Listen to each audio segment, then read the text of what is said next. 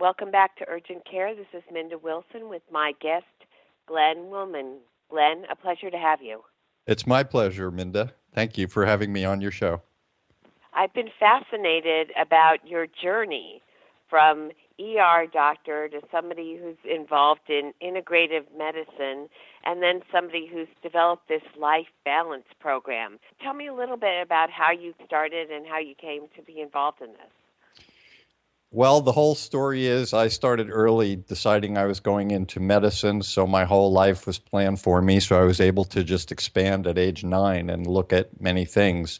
Once I got through medical school, there was a new area that I wanted to look at. It had never been a specialty before, and it was emergency medicine because I like to be on an active field and, on a front and something in a frontier.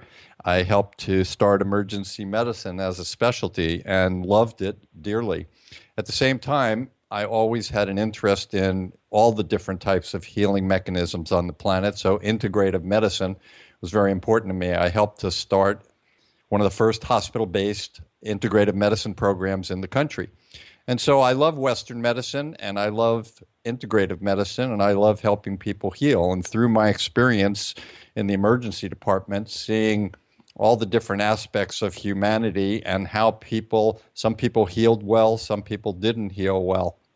And I finally came up with a concept that I wanted to be a medical guide to help people make medical decisions through a more holistic, integrative approach. And as a medical guide, I decided that people needed to look at medicine and healthcare and optimal health from the very beginning. So you need to be thinking about medicine before you get ill or injured. You need to think about it once you have something wrong with you to make a diagnosis. Then you need it through treatment, and finally through healing, which is something we don't really do a lot in this country. We don't actively help our clients and patients heal. But that sounds more like the traditional GP relationship that people used to have with their doctor, where they got to know them, not just them personally, but the doctor used to understand their family dynamics. They worked with their families. They had a personal relationship with them. They knew how to judge when they were talking to them about what their complaints were. I mean, that sounds very close to the traditional medicine that used to be practiced. I think we can go back to the very beginning of time when, somebody was helping someone else, and that's exactly right, Minda.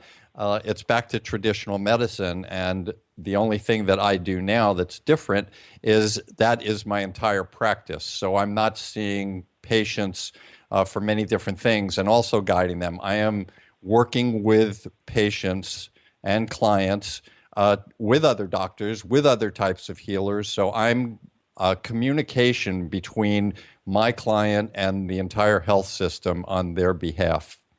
Now, there's a move in the hospitals towards people having what they're calling patient advocates.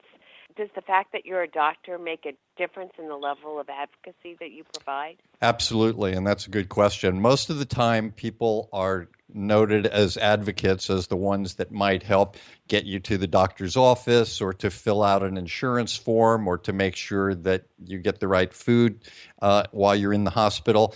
And those are all great, and we love those type of advocates. But what I do is on a deeper level, and it has to do more with the actual medicine involved. I talk with other doctors and make sure that we're giving the right medications. We look for different treatment plans, alternative medicine or integrative, what I call combinatorial medicine. So yes, it's certainly what it should be, and I think that's part of the reason that I've done this is because I saw that medicine was becoming very complicating, difficult for people to make decisions, and there was less communication. So part of what I do, and a very important part of what I do, is communication, both with my clients and with doctors and all sorts of healers.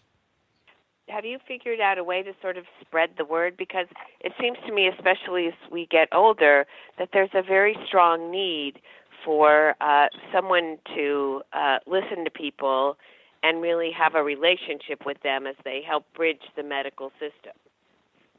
Because the emphasis isn't on diagnosis anymore. It's really wholly on treatment. So it sounds like you could help people make sure they get the proper diagnosis.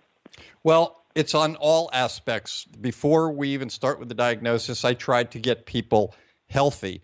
And that's where I look at my 6 aspects of life right now. I look at nutrition, exercise, stress management, sleep management, spiritual practice, and patterns of behavior. So this is where we try to promote healing and health. And then sometimes there is no diagnosis, and we have to figure out a diagnosis. That's part of the problem. And then once we have a diagnosis, there are many different treatment options, and it should be personalized for people. That's one of the keys here. Many times in Western medicine, the treatment options are general for everyone. So if you're a 250-pound football player or a 95-pound ballerina, you might get the same medications, and sometimes it should be a little bit different. So the question you would ask me is how I get the word out there, and I do that in many different ways. One is through my internet television show, which is called Magical Medical Tour, and you can find that on magicalmedicaltour.com. And each week I interview healers and people that have been healed from different aspects of illnesses and all around the world. So I'm trying to give people information so that they can make excellent decisions for optimal health. Another thing that I do is through my website, glenwollman.com, GLENNWOLLMAN.com. And I put a lot of information on my website. Also, this is a way that people can contact me in case they actually need a medical guide. I also teach at one of the city colleges where I live. So I teach courses and I do public speaking. So these are all different ways. And then, of course, as I get a client that is happy with the work that I do, word of mouth. Can you tell me a little bit about one of the particular patients that you've worked with and how it works in a little more, how your process works in a little more detail? Sure. The first thing I do with each of my clients, and I call them clients now because I don't treat them in the traditional sense of writing prescriptions or operating on them anymore. So I treat them as clients. And the first thing I do is get to know them. I really go into an in-depth history with people. You know, when you go to a doctor's office, they always take a history, but it's about a 5-minute history, and then they do a physical. So what I do is I spend a few hours with my clients really learning about them from the beginning of their birth up until their current situation. And this is even before we go into what their problem is. And I also work with them to find out about how they deal with nutrition, exercise, stress management, sleep management, spirituality, patterns of behavior. And after I get to know them well, then we start talking about what the actual problem is, whether it's making a diagnosis or if a diagnosis has already been made, how they want to treat it specifically. And we have communication between ourselves. And then I offer possibilities as to the way I see it should go. They offer possibilities to the way they see it should go. And then we come up with details. And at that point, we start looking for whatever our choices were. If it's speaking to a doctor, I may contact a doctor in another country, or I may speak with the doctor, or just speak with many of the clients I have are very intelligent and they have the ability to speak to their doctor. I just give them the right questions to ask. And when they ask the right questions, they get the right answers. And if they don't have the answer that they need, then I can explain it to them. So it's a real communication process that I do with them. I'm thinking about the average person. Are your services reimbursed by insurance companies? At this point, they are not. I've been trying to work with insurance companies, but they, although they usually say we love preventive medicine and we love to do all of these things, most of the insurance companies don't really love that much, at least to pay for it. And in fact, they don't always consider what I do something that they can understand. They usually consider me potentially a possible consultation or a second opinion. And my issue is that most of the time people have problems is when they've gotten 2 and 3 and 4 opinions already, and now they don't know what to do. This is where I come in and help people. And insurance companies certainly don't want to pay for a 3rd or 4th or 5th opinion. And the other part of what I do, many times I will work with people in different parts of the country or in different parts of the world where we're doing it over a phone or over Skype or over FaceTime.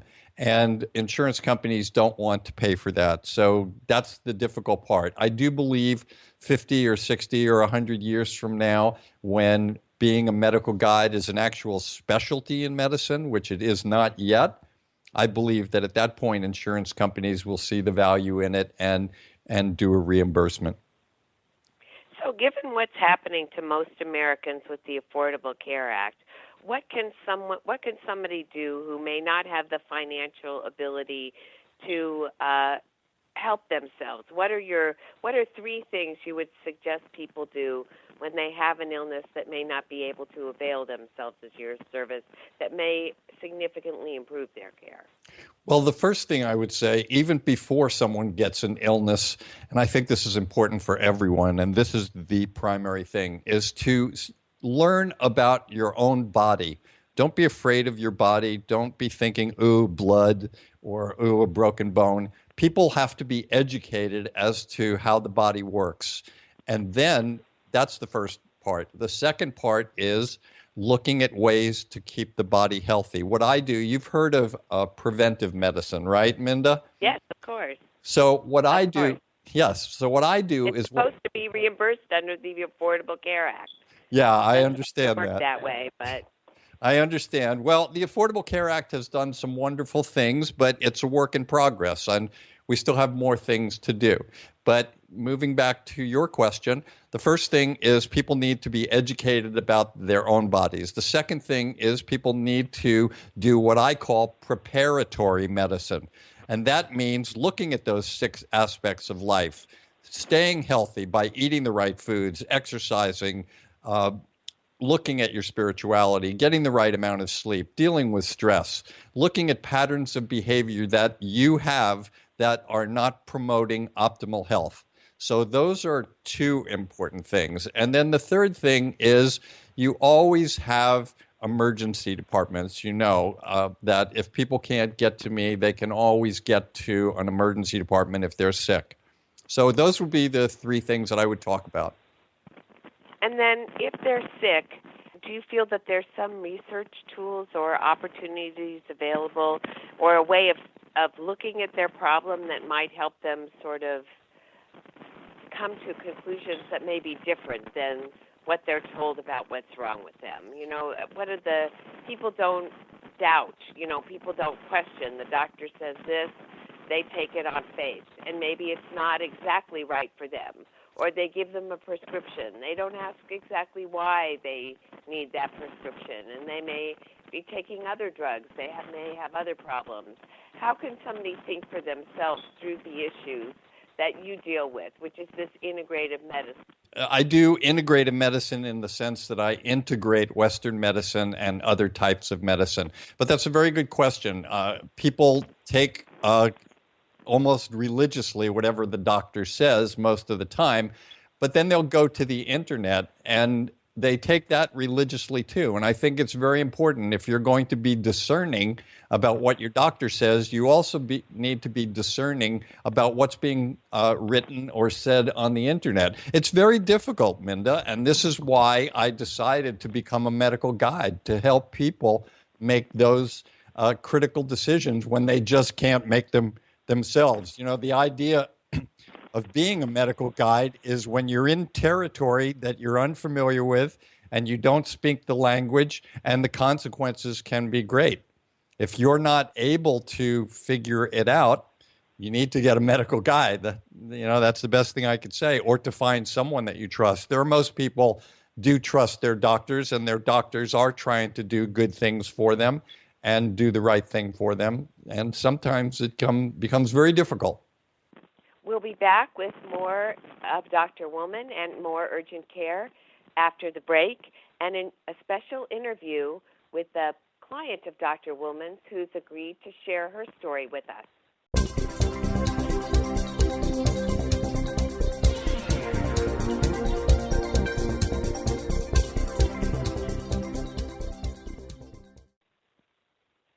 This is Minda Wilson of Urgent Care with our special guest, Dr. Glen Wollman.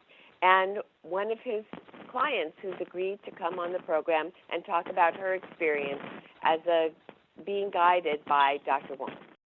Thank you. Thank you so much, Minda. HIPAA reasons and all, and I'm not going to go ahead and give the name, but I will tell you that about 9 months ago, I got the call that no one wants to get. My husband called and said that his doctor had called him, and after a routine physical, found that he had leukemia. So like anyone else, I was deer in headlights. I was panicked. I Googled leukemia. I'd heard of it before, but I thought it was something little kids got, not grown men. And that's when the journey began. I ended up, he was out of state, flying to a hospital out of state, being with him. And I thought I was pretty bright. I thought I knew a lot, but I knew very, very little. And the one thing that I did find out is that doctors have many patients. I only had one, my husband. And I knew that I was closed caption for the medically impaired. I didn't know the medical world. And I reached out to Dr. Wollman. And first things first, we had to deal with the shock. I was in shock. My husband had cancer, a deadly cancer, one of the deadliest cancers.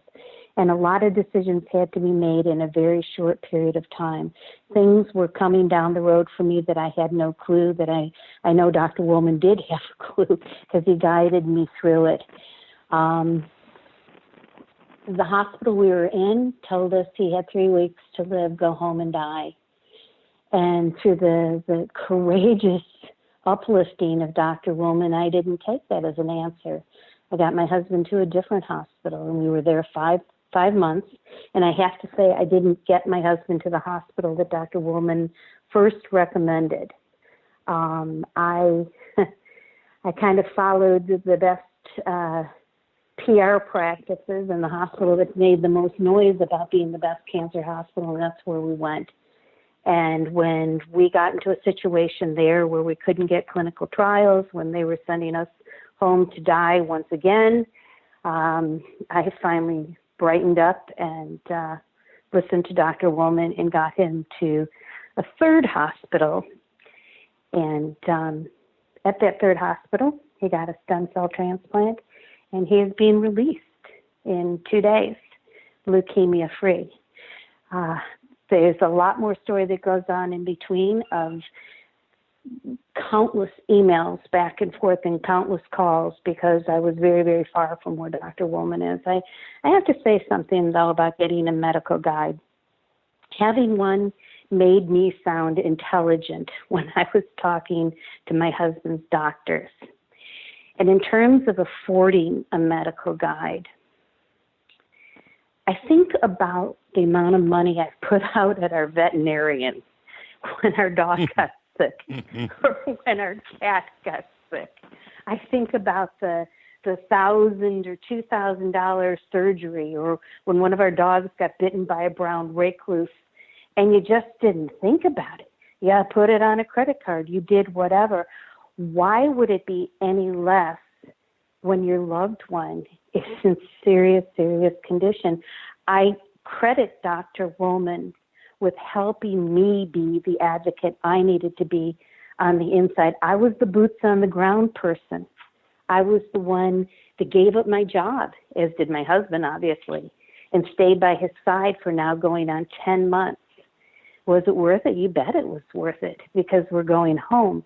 Would this have been the same outcome without him? I don't know. I don't know that it would have been the same outcome, because I don't know that I would have had the courage of my convictions when I'm going up against oncologists and neuro-oncologists and blood specialists who are telling me one thing. Sometimes you just need backup. And I believe that not only is the medical guide someone that helps you decipher what these words are, what these drugs are. My husband was on a drug he shouldn't have been on more than once. Drugs that had bad reactions with other drugs, things like that. And for me to be able to talk to the doctor intelligently and be a considered part of the team made a huge difference along the way. I would have to say we are and continue to be a success story, and it's because I had my medical guide. I know this sounds like a testimonial, but I can't see how it is anything but a testimonial. I wish insurance paid for this. I can't tell you how many things insurance doesn't pay for that they should. Well, it sounds like what he did for you is, number one, he helped you understand what the diagnosis was and what the diagnosis meant. Number two, he helped you understand what's involved in a treatment plan and what that treatment plan involves, and prepared you for the journey that was going to lie ahead. The third thing he offered was, it sounds like a support system. When you didn't understand and you didn't want to look vulnerable or unknowledgeable, the doctor was a place you could go to ask questions, even what you felt was the stupidest question, and get an answer to those questions, so that when you confronted the people that you were working with at the hospital, you came armed with a level of knowledge that made them listen to you as opposed to dismiss you. And all that seems like it's very powerful in the medical world. And beyond that, it's a political world. These are things that people don't think about. They don't think about, why does one person get a clinical trial and the other one doesn't? How do you navigate the back rooms of medicine? How do you navigate the back rooms of insurance companies and pharmaceutical companies? One of my husband's drugs is $60,000 a year. We pay nothing. Wow. Good for you. And was Dr. No. Wollman a part of the process to get it? Good for Dr. Wollman. You have to have, it's insider trading. I'm sorry. It's the secrets from the inside. It's not what you know that hurts you, it's what you don't know. And none of us, unless we've lived that particular industry, knows the medical industry inside and out, including clinical trials, including how to deal with pharmaceutical companies or insurance companies. What are the buzzwords? You're not prepared. If you were going into a courtroom, you would have an attorney. Now, you think when you're going into a medical situation, well, I already have a doctor. I mean, you have somebody practicing medicine, but you don't have your doctor. It sounds like whatever investment you made in Dr. Wollman's services, you recouped in terms of money savings, financial savings, and also in terms of improving the quality of care. Is that accurate, Dr. Wollman? I think there's so many parts to this. I think that's accurate, but I also think that the most important part for me was watching my client become so involved and educated very quickly that at the beginning of our conversations, it was very simple. But by the end of our conversations, we were using the same language that a doctor will speak to another doctor. My client had the complete knowledge of the side effects of medications, the drugs, all sorts of things. And it was fantastic to watch this process. But what was also really amazing is that the way that she continued to have hope and courage, armed with intelligent information, but the hope and courage that she had when all other people were denying things, this was so amazing to me, and it was something that was inspiring to me, that made me happy that I was doing this work. It was so unique in the process, and watching the way she took on the doctors, took on the medical system, took on the insurance companies. There were times that the insurance companies denied a treatment plan, and this treatment plan was the only plan that gave her husband any possibility of life. So when they said no, that meant go home and die. And she didn't stop at that. There was no way to stop her. And the more that she got excited about it and more involved in it, the more it got me involved in it. It was a great relationship that we had, as I have with all of my clients. But this one was especially inspiring on so many levels. And it's so great to see that her husband is coming home now, which was, back in March of last year. There were many times that this didn't look like it was ever going to happen. But when we first started out, the first thing that we did is say, okay, there are many plans. We can look at this from many points of view. So no matter what you hear in one moment, don't worry.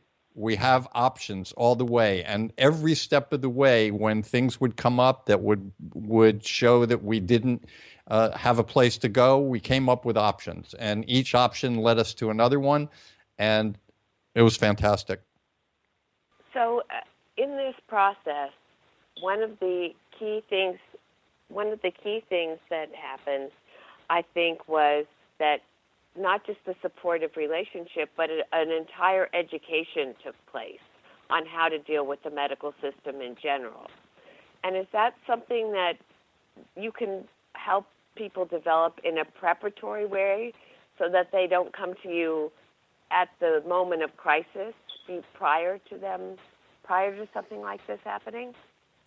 Well, I certainly can. I like to work with people when they're very healthy before anything happens. But most of the time, as we all know, people put health on a back burner, and sometimes it doesn't even make it to the stove until you actually have an illness or injury, and then it becomes the most important thing in your life until you get through it again and you don't learn from that, where health is so important. So that's the aspect that I try to work on with many people, is to take health as a major priority. It should be on your front page or on a front burner every day, and your life should be about consciously choosing a lifestyle that affords optimal health. Even if you get a medicine that might cure your cancer, sometimes the side effects are worse than the disease itself. So if we understand that the less time that we have to take medicine and even get a treatment and worry about side effects, the better off we are. I'm happy that medicine is out there. I'm happy that medications and treatments are out there, but they all come with side effects, and we have to be just as aware of that. As a client, if you had one takeaway from your experience that you could share with other people who are confronted with a serious illness when they're diagnosed, what would that one lesson that you learned be? I would have to say that doctors are not God. They can give you their very, very best opinion on something, but that may not be the only opinion. And having someone remind me of that and be my guide in that. There are organizations, the NIH and other organizations, that list every single clinical trial for every single disease. As just a normal citizen, I don't know about those sorts of things. And you know what? Maybe your doctor doesn't either. I can pretty much promise you that our first doctor in that small hospital in that small state that has only 1 million people in it did not know everything that was available for leukemia. I can promise you that. I'm not even sure the next hospital did either. So as a client, I would have to say, let your medical guide you to many more opinions and many more pieces of information that not every doctor has. Just because someone is a doctor doesn't mean they are up to date and expert in the area. And that's my best advice to everyone. Well, our time is up. It's been fascinating. Dr. Wollman, again, if people wanted to reach out to you, could you please tell us the best way to reach you? Best way is through my website, www.glenwollman.com, GLENWOLLMAN.com. I want to thank very much our guest, and I want to thank very much Dr. Wollman for his time. This is Minda Wilson for Urgent Care.